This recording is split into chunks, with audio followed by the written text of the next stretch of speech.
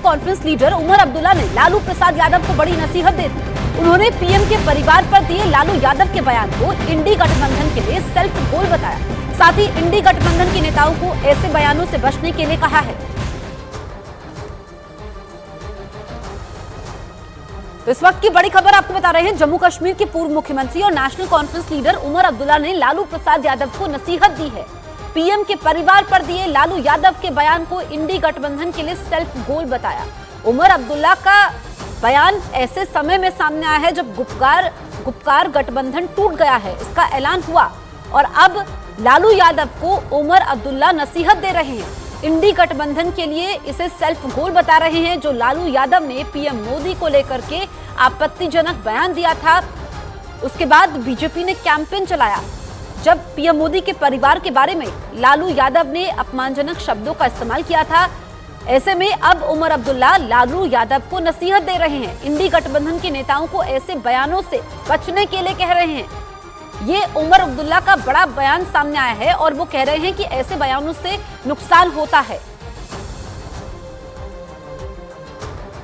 ऐसे जो है, जो हम मतलब या तो हम सेल्फ गोल करते हैं या गोल के आगे से हम गोलकीपर को हटा के मोदी साहब से कहते हैं ना लाओ कर लो स्कोर।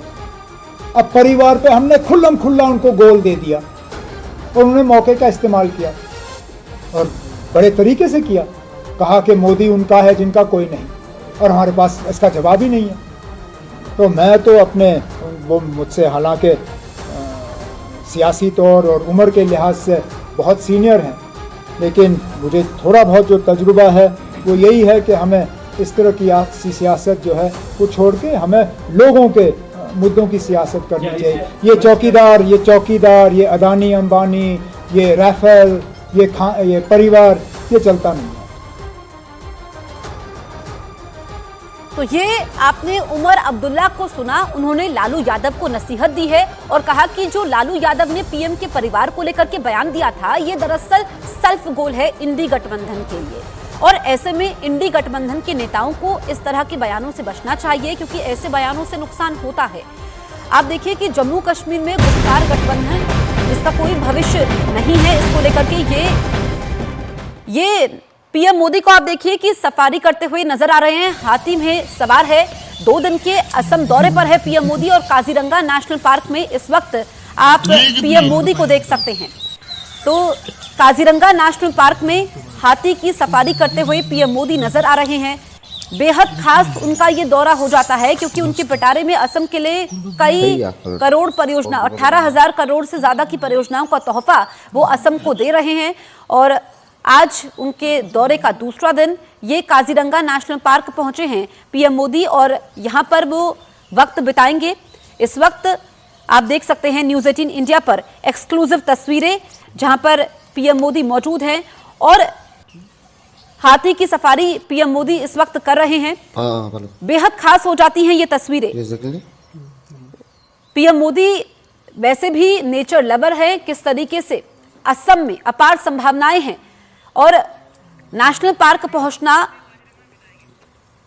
ये सपना होता है कोई असम जाता है क्योंकि यहां पर आपको अलग अलग जानवर मिलते हैं। और बड़ी बात यह है कि जो सफारी वो कर रहे हैं काजीरंगा नेशनल पार्क में 2 घंटे वो बिताएंगे, हाथी की सफारी कर रहे हैं। अलग अलग कार्यक्रम भी उनके हैं जहां पर वो नजर आएंगे इस नेशनल पार्क में। और सुबह का वक्त है, आप पक्षियों की चहचहाट को भी सुन सकते हैं। बेहद खूबसूरत यहाँ पर सुबह होती है और इसी का आनंद लेते हुए पीएम मोदी इस वक्त नजर आ रहे हैं। आप देखिए कि अभी वो हाथी की सफारी कर रहे हैं और उसके बाद अलग अलग दृश्य भी देखने को मिलेंगे।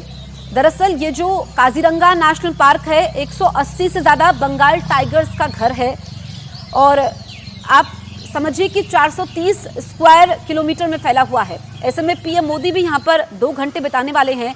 यहाँ पर इस नेशनल पार्क में अलग अलग प्रजातियों के जानवर भी हैं और इस वक्त पीएम मोदी हाथी की सफारी करते हुए नजर आ रहे हैं। 2 दिन का उनका असम दौरा है और बेहद खास हो जाता है काजीरंगा नेशनल पार्क क्योंकि 430 स्क्वायर किलोमीटर में फैला है।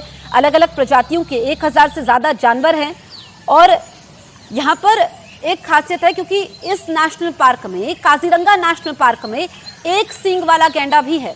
वो तस्वीरें भी सामने आएंगी। फिलहाल ये एक्सक्लूसिव तस्वीरें न्यूज़ 18 इंडिया पर आप देख सकते हैं पीएम मोदी की हाथी की सफारी की।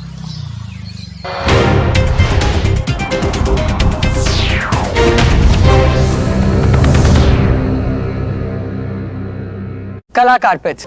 लेकिन उठने के बाद वो अपने साथियों के साथ बड़े ही आराम से चला गया। बताया गया कि टोल प्लाजा के कर्मचारियों से पैसों को लेकर हुए झगड़े में उन लोगों ने करीब आधे घंटे तक वहां बवाल किया। इधर खबर है कि बीजेपी लोकसभा के लिए उम्मीदवारों की दूसरी लिस्ट पर जल्द ही फैसला ले सकती है। खबर है कि बीजेपी की केंद्रीय चुनाव समिति की बैठक 10 मार्च को होगी। इस बैठक में बिहार, महाराष्ट्र, ओडिशा, हरियाणा और पंजाब की लोकसभा सीटों पर उम्मीदवारों के नामों पर चर्चा होगी। बीजेपी ने 2 मार्च को 195 उम्मीदवारों की पहली लिस्ट जारी की थी। जम्मू कश्मीर के सांबा में विजयपुर रेलवे स्टेशन पर एक ट्रेन की कई बोगियां पटरी से उतर गईं। इसकी वजह से उस रूट पर ट्रेनों को कुछ समय के लिए रोकना पड़ा। हालांकि राहत की बात यह रही कि उस ट्रेन में उस समय कोई भी यात्री सवार नहीं था।